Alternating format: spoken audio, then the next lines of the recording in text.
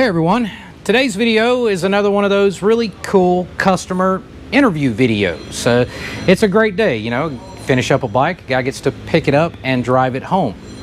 Today's video is going to be about Bob. His entire project was quite interesting. The conversations I had with him were insightful, I guess you could say, and quite frankly, Bob's a really cool 81-year-old fella. So I wanted to give you a little background before we go to the interview in this video. So stick around.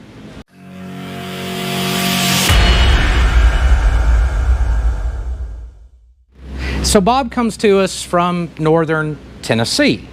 And again, he's 81 years old and he's been riding virtually all his life. And when he says in the interview, you'll see here in a minute here, that he's probably put over 1 million miles on a motorcycle, I don't doubt it a bit.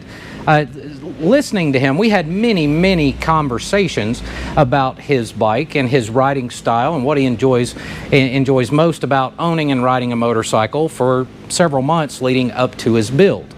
Now, what makes Bob so unique is his bike is a 2020 Softail. It came to us with virtually no miles on it. It was practically a brand new bike.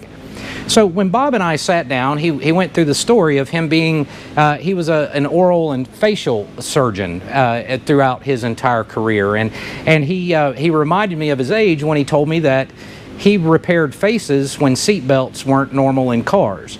So you have to respect someone's, honestly, let's say, mechanical ability to be able to reconstruct someone's face after a major automotive accident when there were no seat belts.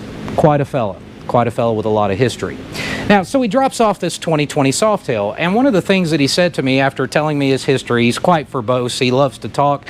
When he told me about his history, he kept saying that the bike just didn't feel right. It didn't feel right to him. The RPM range that he rides in, it just didn't respond correctly. It didn't feel balanced. Something with the clutch, something with the engine.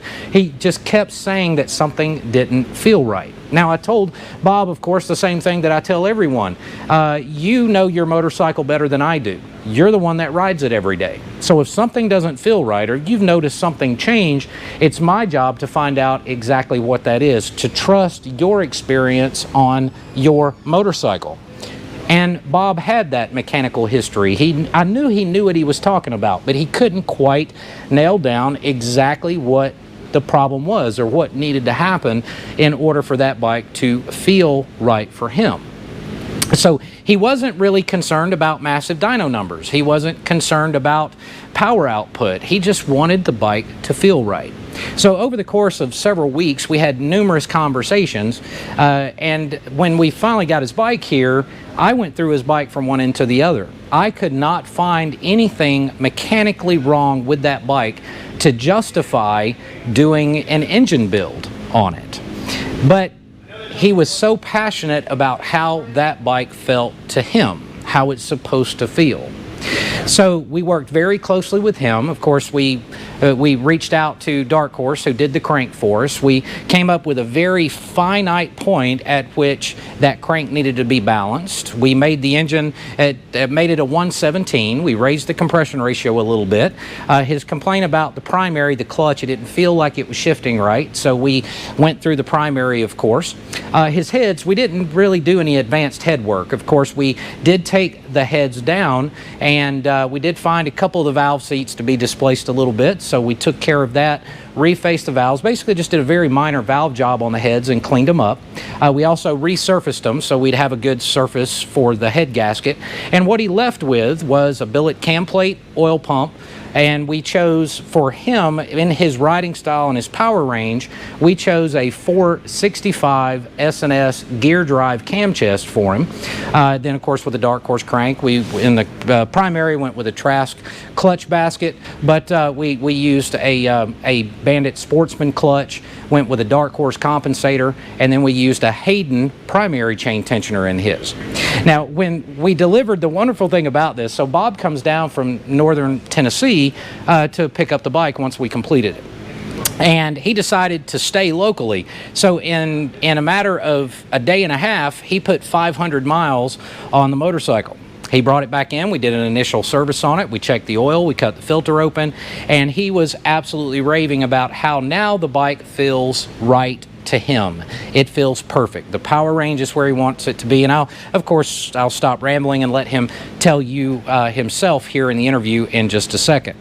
Now, shortly after that, after Bob leaves with his first service, he goes back to northern Tennessee, and only a few days later, I get an email back from him raving about the build, how it's perfect, how he's put over 1,000 miles on it. He's checked the oil level staying exactly where it's supposed to be, perfect. It runs cooler, it's smoother, it's all of these wonderful things. It's everything he wanted the bike to be. In other words, it felt right to him, which was most important to me. You know, when someone hands you a brand new bike and you can't find anything mechanically wrong, and all they do is they tell you what it should feel like. So then you dive in and you design an engine and format, and compression ratio, cam selection, all that type of stuff. You put that together to where it feels right to him. So then only a few days after that, which would have been a couple of days ago, Bob again sent me another email. He's been pounding down more miles on this bike, and I think at this point he has a little over 3,500 miles on a bike that he picked up relatively about 2 weeks ago. And he popped in here and gave us a surprise visit just to say hello. He's on his way to Florida. So I couldn't be happier for Bob. He is a super, super neat guy, has some wonderful stories to tell, and so let's get to the interview with Bob. And I will tell you, he speaks very softly, so you may have to turn the volume up quite a bit to hear what Bob has to say, but I thought you guys might enjoy hearing his story. All right, hey everyone, and welcome back. Today is another awesome day. Our customer Bob here from northern Tennessee, right?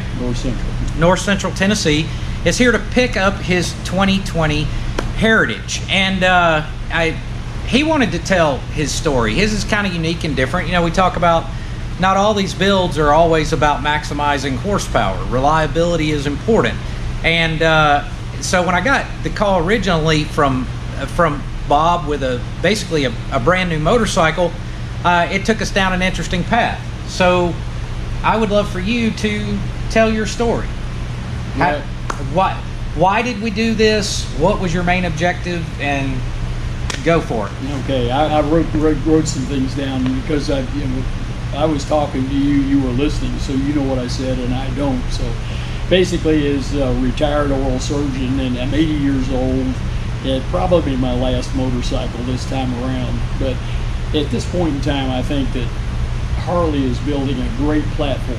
My problem with them is that their components aren't keeping up with the power of the engine. It just doesn't meet the standard we need to be, and I just want something 100% reliable, and I want something that basically is going to take me for the next 100,000 miles. I ride 20,000 miles a year. I'm passionate about riding, and that's what I do. I just ride a motorcycle. I'm not racing. I don't need a bigger motor.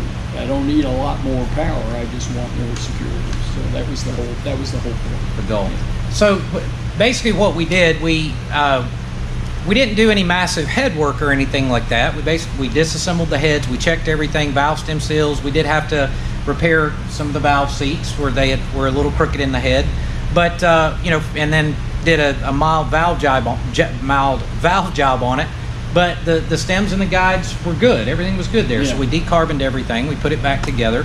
As Bob said, a big cubic inch displacement wasn't a target. It was, but yet we wanted to improve on the stock cylinders. So we did use new cylinders on it, and we made it a 117.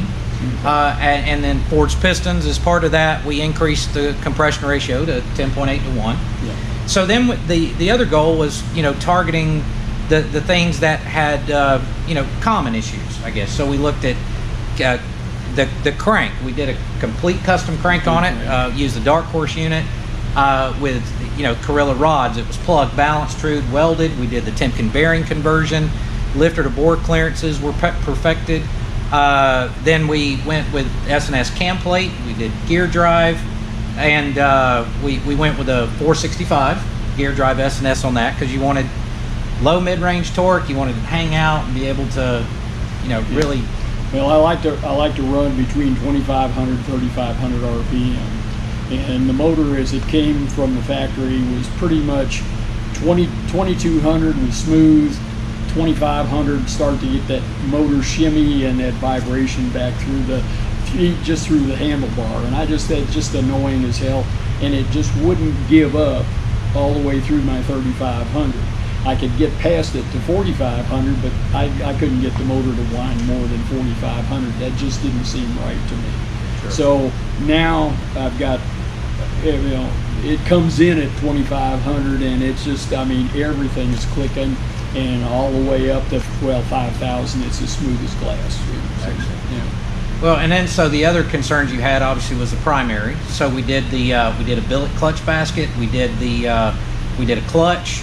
We put the man-of-war compensator in it. Right. We used a Hayden primary chain tensioner in yours. So the primary's bulletproofed as well. Bulletproof as well. And again, the idea there is, like I said, if you're going to increase the horsepower and the performance of the motor, the clutch was never designed to handle that much power. It's just too old style clutch. So you gotta go the whole distance. We were gonna split it up and do the motor first and then the primary second and whatever, but it didn't make any sense to go back through the process twice. So yeah, I'm glad I did it. And now I took the bike out. The first day I rode 130 miles. Be honest, I was a little nervous about it. I was tense. And of course, I hadn't ridden for a while, and so forth. The second day, I rode 415 miles, and I was just as happy as a clam. So, if a clam is happy, I don't know. They say clams are happy. I don't know that. So, you got 500 miles on it. Yeah. In 2 days. In 2 days. So you did some stuff through North Georgia. You did some little twisties. You kind of made your way through Franklin, I think you said. Yeah. Did you go that way? Yeah. Okay. So you had a chance to stretch it out a bit. Yeah. Curves, everything else. So I guess the big question is it what you wanted? The target nailed? I mean, what's your overall perspective of what you got? So I mean, you improved reliability, but there's also obviously a vast improvement in performance. Oh yeah. Right? No question. Performance is more where I need it to be, where I want it to be because of the way I ride. I may never use sixth gear again, because I want to keep the engine under me all the time. And so my first impulse is always, whenever there's any kind of a tight spot, I downshift to the next lower gear anyway. So I ride in fourth and fifth gear most of the time. I hardly ever go much above 80 miles an hour, and the gearing is so tall, I just not going to use sixth gear very much. So well, and and I think it's important to point out, I mean, you're an experienced rider. I mean, some of your stories, racing, the hot rods, the shovel heads, I've probably got near 1 million miles on a motorcycle over the years. I've ridden all over the country multiple times, and I mean, rally after rally I go to. I don't participate in them, but I go to them. But I've been all through Canada. I've been up into Alaska and so forth, and I rode all that. I trailered a bike one time, and I got a flat tire on the trailer, so that never happened again. Of all the things that happen, so no, I ride where I go, and I love to ride. I mean, for me, at my age and my physical condition, I mean, I'm pretty healthy yet, and I can get out and ride every day, and I try to. I keep my RPM in that 26, 27, 2800 RPM, and now that's the sweet spot of this motor. Yeah. So it's absolutely perfect. It's exactly what I wanted. Yeah. So knocked it out of the park. Knocked it out of the park. My man. Yeah.